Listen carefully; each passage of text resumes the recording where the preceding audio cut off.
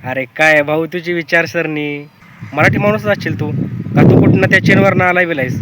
नमस्कार आणि रामराम मंडळी, तुमचं पुन्हा एकदा आपल्या व्हिडिओमध्ये स्वागत आहे. तर थंबनेल बघून तुम्हाला या गोष्टीची कल्पना आलीच असेल किंवा समजलं असेल की आज आपण नक्की कोणत्या टॉपिकवरती बोलणार आहे. तर खरंच या टॉपिकवरती बोलणं गरजेचं होतं का? तर हो, खरंच या टॉपिकवरती बोलणं गरजेचं होतं, कारण अनेक लोकांच्या कमेंट वगैरे यायला लागल्या होत्या. तर हा टॉपिक चालू करण्याच्या आधी मी तुम्हाला काहीतरी दाखवणार आहे. थांबा एक मिनटं.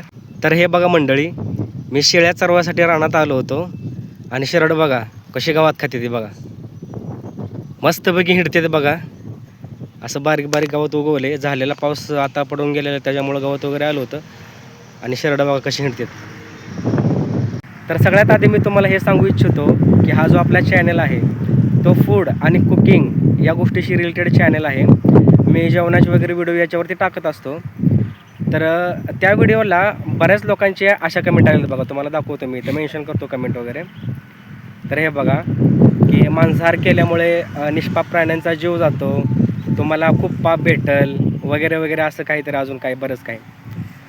तर मला तुम्हाला एवढंच सांगायचं आहे की खरंच मांसाहार केल्यामुळं खरंच पाप होतं का? ठीक आहे. तर मला तुम्ही असा माणूस शोधून दाखवा, मला असा माणूस दाखवा, इथं आणून दाखवा की त्याने आजपर्यंत कधीच कुठलंच पाप केलेलं नाही. मला असा माणूस आणून दाखवा. आहे का असा माणूस? बिलकुल नाही. कारण तुम्ही बघा ना, छोट्या छोट्या गोष्टींमध्ये पण आपण भरपूर पाप करतो. आता समजा की आपण असं चालत चाललो तर आपल्या चालत जाताना आपल्या पायाखाली अनेक किडामुंगे येऊन मरतात. तर ते पाप नाही आहे का? त्यांना जीव नाही का? आहेच ना. आपल्याला मच्छर जरी चावला तर आपण असं मारून तो मच्छर वगैरे मारून टाकतो आपण. मग ते पाप नाही का? पाप आहे. त्यांना जीव नाही का? जीव आहे. आणि सगळ्यात मोठं महापाप म्हणजे जाणून बुजून केलेलं पाप म्हणजे आजकाल शेतकरी शेतामध्ये पीक वगैरे घेतो. तर त्या पिकावरती कीटकनाशक वापरतो, पेस्टिसाईड वापरतो. तर त्यानं असंख्य कीटक वगैरे मरतात, कितीतरी जीवजंतू मरून जातात. ते पाप नाही का? का ते पुण्य आहे? पापच आहे ना. त्यांना जीव आहे. तर मला तुम्ही ही गोष्ट सांगा की सगळीच लोक जरी शाकाहारी झाली, म्हणजे लोकांनी मांसाहार खाणं सोडूनच दिलं, सगळीच लोक जर शाकाहारी झाली, तर हा जो व्यवसाय आहे शेळी पालनाचा, कुक्कुटपालनाचा, कोंबड्या पालनाचा, तर तो व्यवसाय चालेल का? बिलकुल चालणार नाही. आणि आजकाल जे सरकार वगैरे या पशुपालनावरती, शेळीपालनावरती किंवा कुक्कुटपालनावरती जे अनुदान देतं, एवढ्या स्कीम काढतं भरपूर कुठल्या कुठल्या, तर ते उगाच काढतं का? ते काय वेळ लागले का त्यांना स्कीम काढायला वगैरे? तर कुठंतरी हा व्यवसाय भरपूर प्रमाणात चालावा यासाठीच काढल्या जातात ना योजना वगैरे. तर माझं वैयक्तिक मत असं आहे की जे लोक मटण खातात, मांसाहार करतात, त्यांच्यामुळेच कुठंतरी हा व्यवसाय भरपूर प्रमाणात चालतो, कुक्कुटपालनाचा, शेळीपालनाचा. विचार करा ना, समजा त्याच लोकांनी जर मांसाहार खाणं सोडून दिलं तर तो व्यवसाय चालणार आहे का? बिलकुल नाही चालणार ना. तर त्याला जर ग्राहकच नसेल तर मग तो व्यवसाय कसा चालणार? बरं तुम्ही आजपर्यंत असं ऐकलं आहे का की बाबा शेळ्या, बोकड वगैरे म्हातार होऊन मेलेत, खूप वय झालं होतं त्याच्यामुळे ते मेलेत म्हातार होऊन. आता हा जो व्यवसाय करतात ना भरपूर लोकं, तो कशासाठी करतात? आपलं उदरनिर्वाहासाठीच करतात ना, की त्यांना विकून पैसे वगैरे मिळतात वगैरे.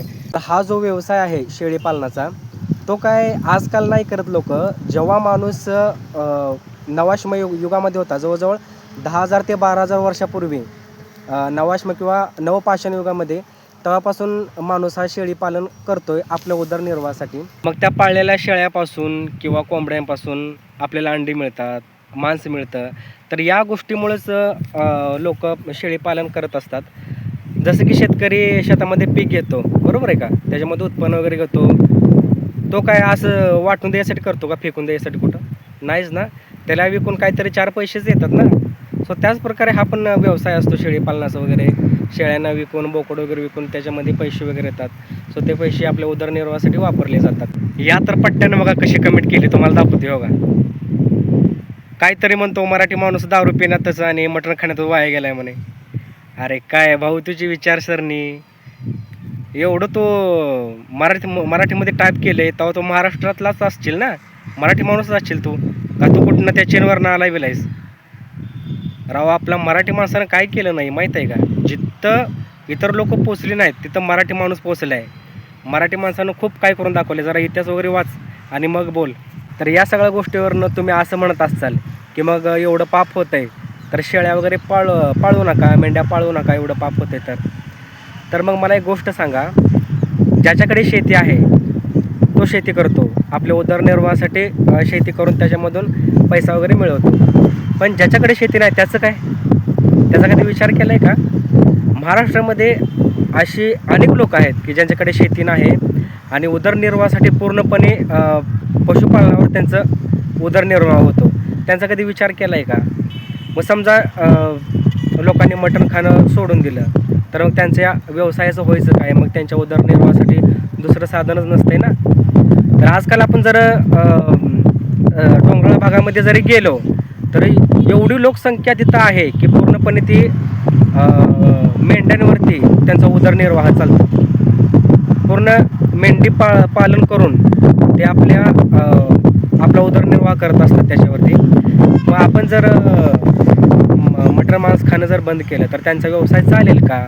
मग त्याने कसे जगायचे? तर आजच्या व्हिडिओमध्ये तुम्हाला मला हे सांगायचं होतं की जे लोक करतात ते त्यांना करू द्या, जे खातात त्यांना खाऊ द्या. तुम्ही जर शुद्ध शाकाहारी असाल, तुम्हाला जर मटण आवडत नसेल तर तुम्ही बिलकुल खाऊ नका. माझं काय तुम्हाला फोर्स नाही खावा म्हणून. पण जे लोक खातात, ज्यांना आवड आहे, त्यांना काय म्हणू नका आणि पाप पुण्याच्या गोष्टी तर तुम्ही करूच नका हो. कारण तुम्हाला आधीच सांगितले की या जगामध्ये असा एकही माणूस निष्पाप नाही, असा एकही माणूस नाही की त्याने आतापर्यंत कोणतं पापच केलं नाही.